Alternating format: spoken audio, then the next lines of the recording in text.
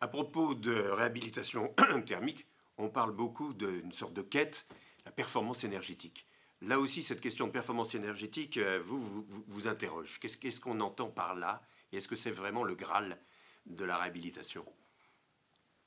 Alors, la performance énergétique, c'est vrai que c'est, je dirais aujourd'hui, un peu la grille d'appréciation de ce que doit être un bâtiment, notamment dans le neuf. Euh, donc, c'est les fameux kilowattheures par mètre carré par an. Voilà. Donc, c'est l'indicateur ultra connu, utilisé, employé. Euh, alors, ce qui est intéressant avec la problématique du bâti ancien, et du coup, ça va obliger un peu les architectes à se réapproprier des questions techniques, parce que du coup, cette question de performance, elle est souvent vue comme un sujet à part. Euh, Quand on se dit qu'on va faire de la performance dans le bâti ancien, on est un peu embêté, parce que rapidement, on a des contraintes qui sont des contraintes patrimoniales, qui sont des contraintes liées aux matériaux historiques employés, qui sont parfois fortement incompatibles avec des solutions techniques récentes, je pense notamment aux isolants de synthèse.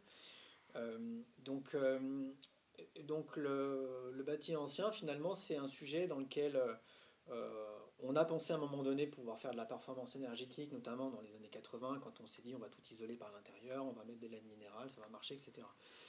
Et puis 20 ans après, on démonte tout parce qu'on s'aperçoit qu'il y a du pourrissement dans les murs, parce que voilà, on a des bâtiments qui sont en pathologie, etc. Alors pourquoi? Parce qu'on a appliqué des solutions, je dirais, d'après-guerre, c'est-à-dire de la société industrielle, on les a appliquées sur des bâtiments anciens, et donc on s'est aperçu de l'incompatibilité des solutions. Donc on a créé des pathologies, des problèmes. Donc ça c'est très très vrai quand on a des bâtiments par exemple avec des pans de bois ou des matériaux comme du torchis, etc. Euh, Quand on arrive sur les HBM, là on est quand même sur des bâtiments qui ont quand même beaucoup de caractéristiques de bâtiments industriels, puisqu'on a du béton, on a des briques bon, qui sont certes assez poreuses, mais voilà, c'est des briques qui vont pouvoir supporter quand même, je dirais, des hygrométries un peu complexes. Donc, donc on est sur des bâtiments sur lesquels on a beaucoup de latitude d'intervention. Alors, on est contraint par l'extérieur parce qu'on a un sujet patrimonial, et on est contraint malheureusement aussi par l'intérieur parce qu'on a parfois des pièces qui sont toutes petites, on a des logements occupés. Donc la question, c'est comment on fait. Donc si on prend le sujet en disant, moi je vais fixer un objectif ex nihilo qui est, par exemple, on va faire 80 kWh, si vous plaquez l'objectif sans vous poser la question des bâtiments sur lesquels vous avez plaqué l'objectif, vous allez buter très franchement sur un os qui est que bah, ça ne va pas marcher. Ou alors il va falloir investir 40 000 euros, 50 000 euros par logement pour arriver à vos fins. Et est-ce que vous avez bien employé l'argent? Là, toute la question est posée. En tout cas, l'étude qu'on a amenée, du coup, s'est posé la question de cette performance énergétique, jusqu'à quel point on va l'amener.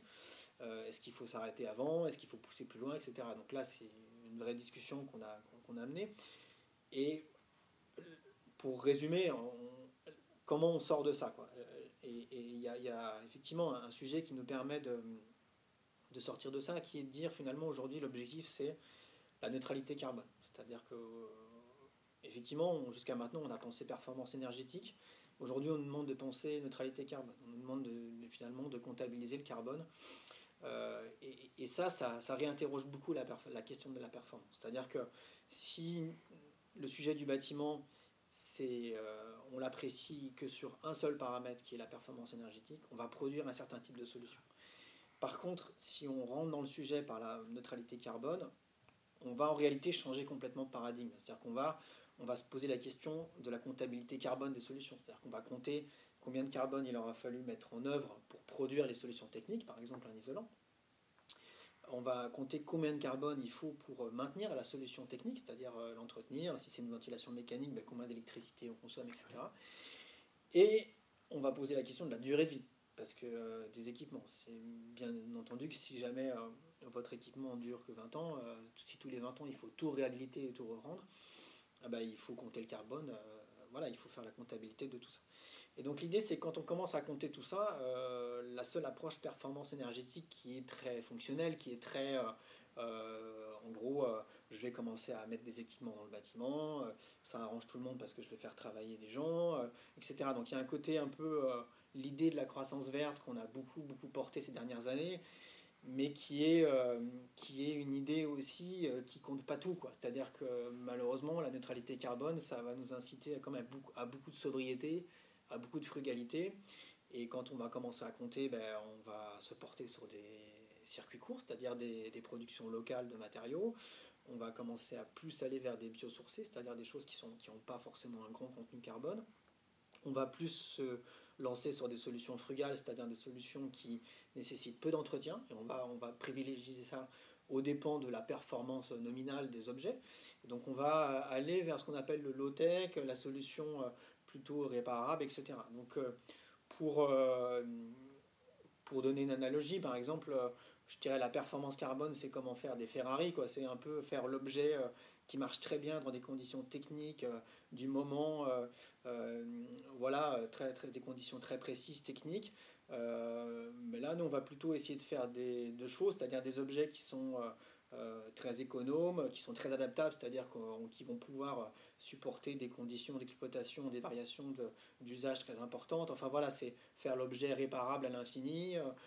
Et donc tous ces critères-là sont des critères assez importants.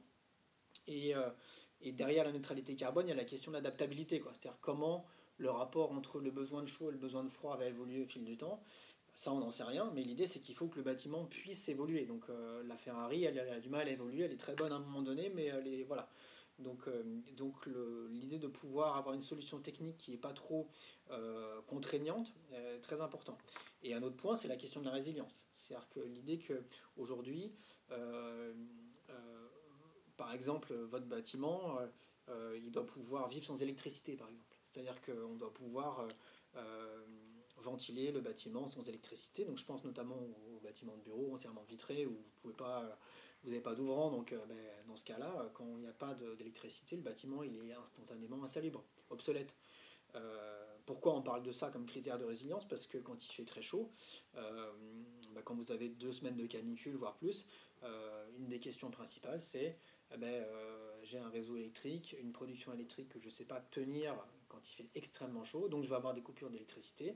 Et donc mon bâtiment résilient, c'est quoi? C'est un bâtiment qui peut encaisser à un moment donné 2-3 heures de coupure d'électricité.